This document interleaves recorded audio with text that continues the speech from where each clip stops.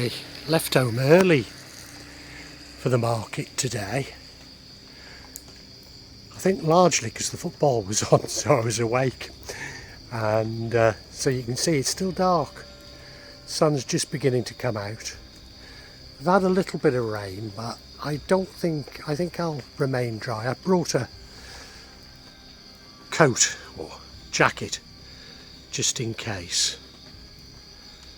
But yeah, it's only just after 5 at the moment.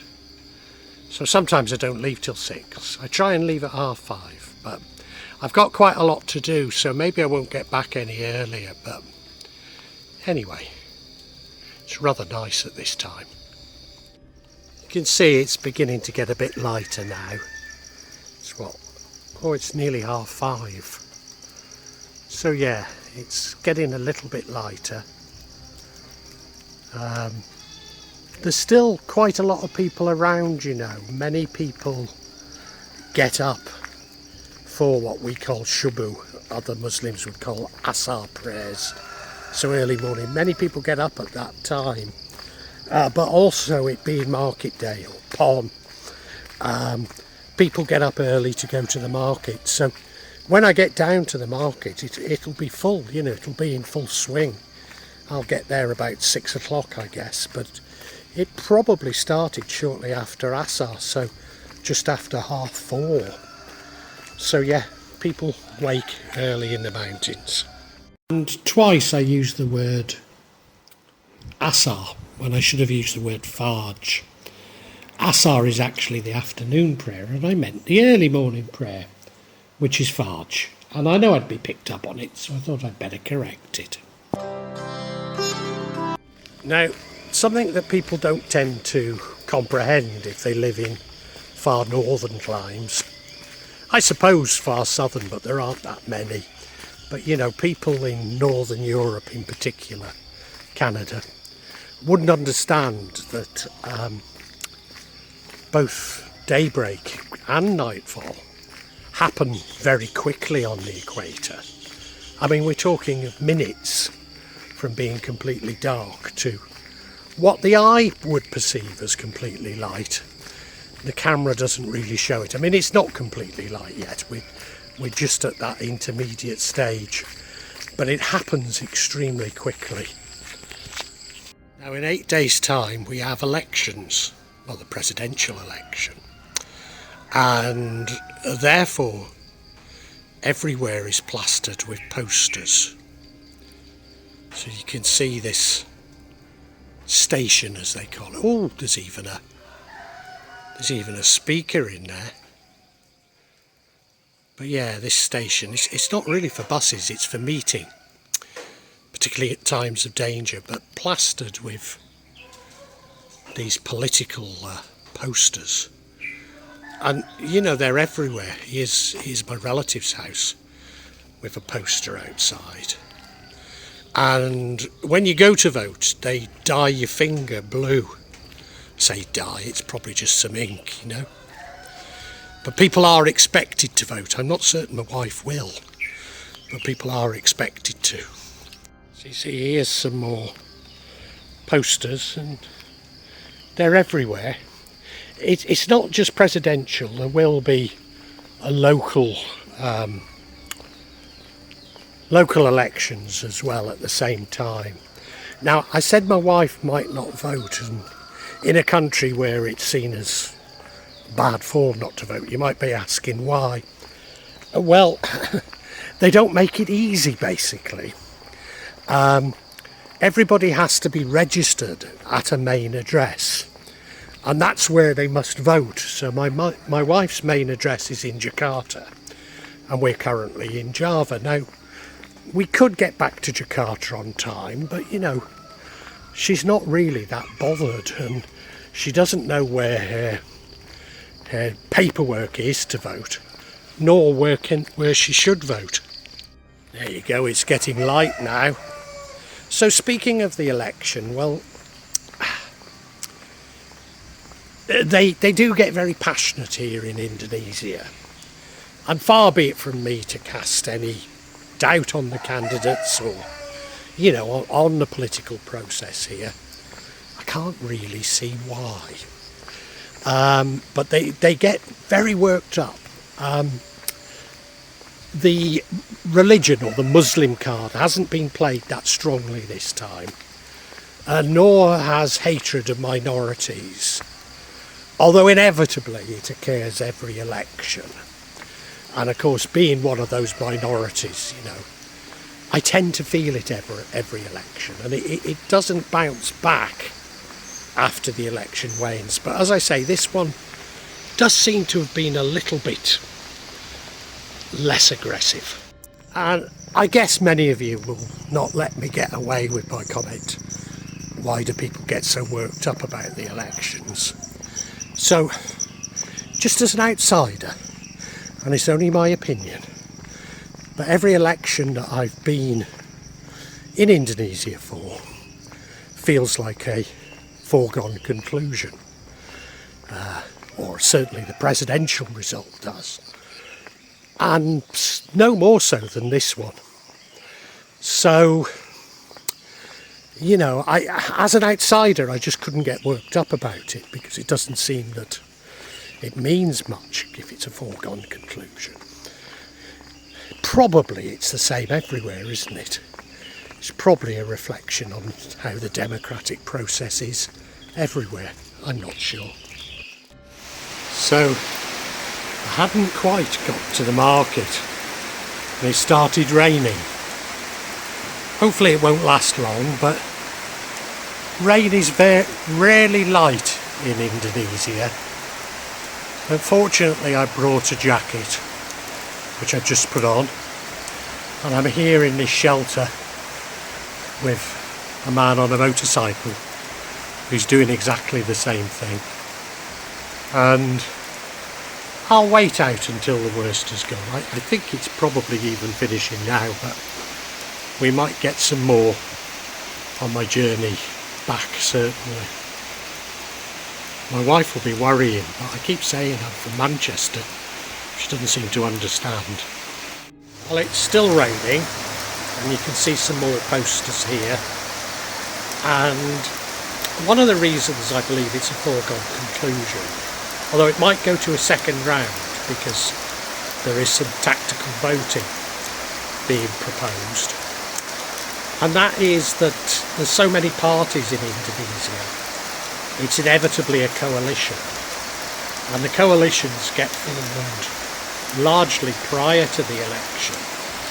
So one powerful coalition has emerged, whereas the two other incumbents for the presidential election is where the tactical voting is being proposed. Now, I said I woke up early because of the football. Maybe it's not just that. Our news, not just news, feeds on this platform are all about war. Now, I had premonitions over 4 years ago about war, and as I'm looking at it now, it feels like those premonitions were correct. Doesn't mean that war's inevitable, because if we don't believe it is, I suspect it's not. But yeah, these premonitions are forming again. And I think we have to say whose interest is war, whose interest does it serve? Because for the last 4 years it's been obvious that the elite have been at war with their own populations. But maybe this is to get us on a war footing, to divide us into tribes. But there's no doubt that if there is war, the world order would change yet again. I suspect ultimately this would form a bipolar world yet again. And I suspect that some countries are being goaded into war. But whose interest does it all serve?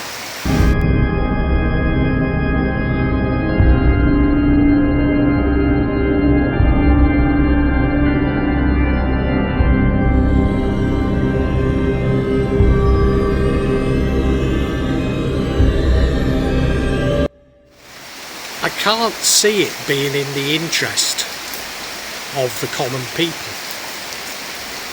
You know, many countries will disappear. Many countries will go through very, very hard times.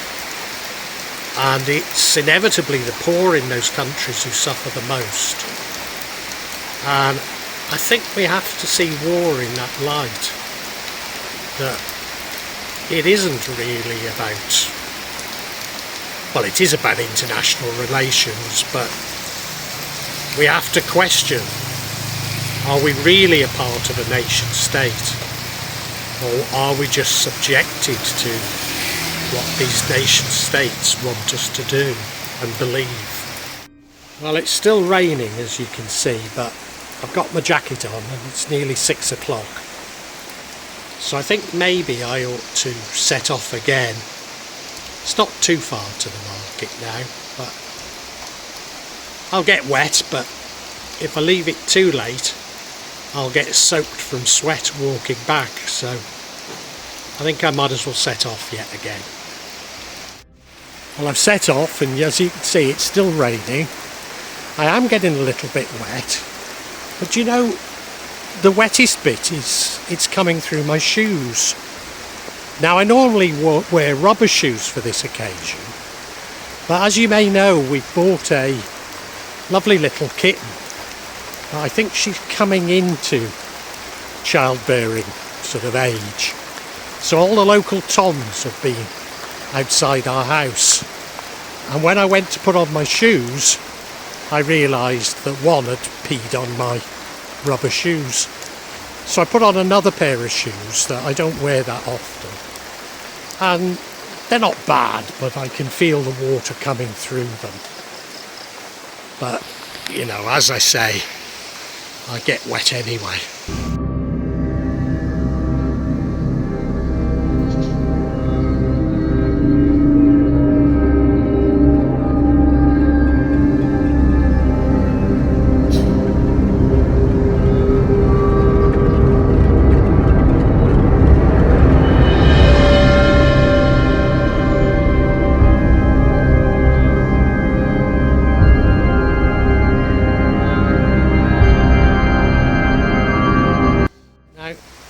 Another thing I should say, in terms of this sort of foregone conclusion of the election, if it was known that war is coming, quite possibly the incumbent for the election is actually, oh, there's another poster, quite possibly the incumbent would be the best bet for Indonesia. Even though in all probability Indonesia, along with the rest of Southeast Asia, would remain neutral. But you know, it'll be hard times for Southeast Asia, and so maybe I can understand why one particular candidate has emerged so important. And you can hardly see, I think there's water on my lens. So everybody's looking at this crazy westerner,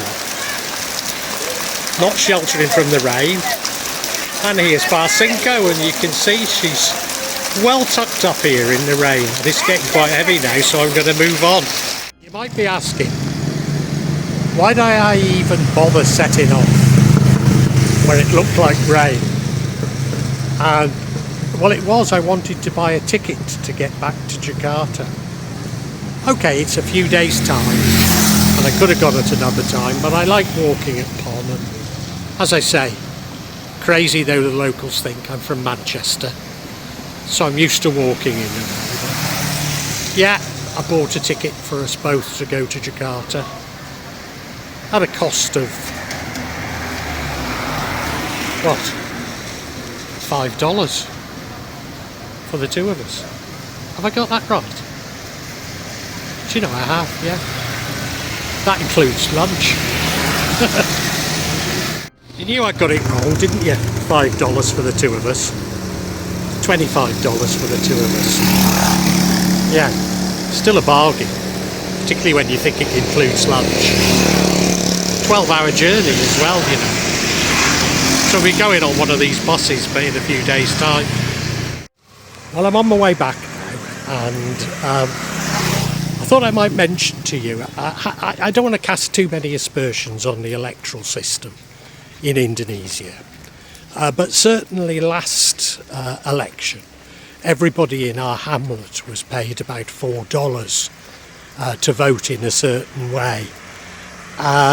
I think such practices are dying out, but they still exist. And so that's part of the reason why everybody in our hamlet voted last time. But of course, with my wife being registered in Jakarta, she wasn't even offered the $4. So maybe that explains her reluctance to join in. Now, I've just had something of a difficult choice to make. Do I keep my jacket on and get soaked to the skin through sweating? Or do I take it off and potentially it starts raining badly again? Well, I've decided to take it off, and I'm reminded of what my mother used to say to me. Probably your mother used to say to you. You better take an umbrella or it'll rain. And I think that tale of the umbrella is a little bit how I feel about war. If we don't feel there's going to be a war, maybe there won't be. And you know, I said about the incumbent president maybe being the best person if we know there's going to be a war. And I feel about it a bit like Winston Churchill. My family would be no fans of Winston Churchill, but I think most people felt he was the right person to have as Prime Minister during a war. And I guess it's the same thing, but if we don't believe there will be war, maybe we can avoid it.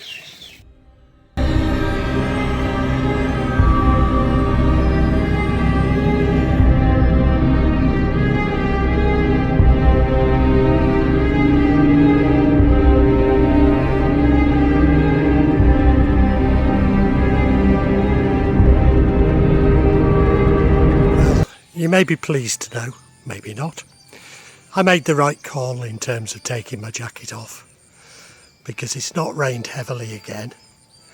And yes, I am soaked to the skin, but from sweat, and I'm nearly home now. Could this be a metaphor for how we all should be, with all this warmongering going on? That if we can fill our minds full of love, that the worst can be avoided. I do hope and pray that that's the case.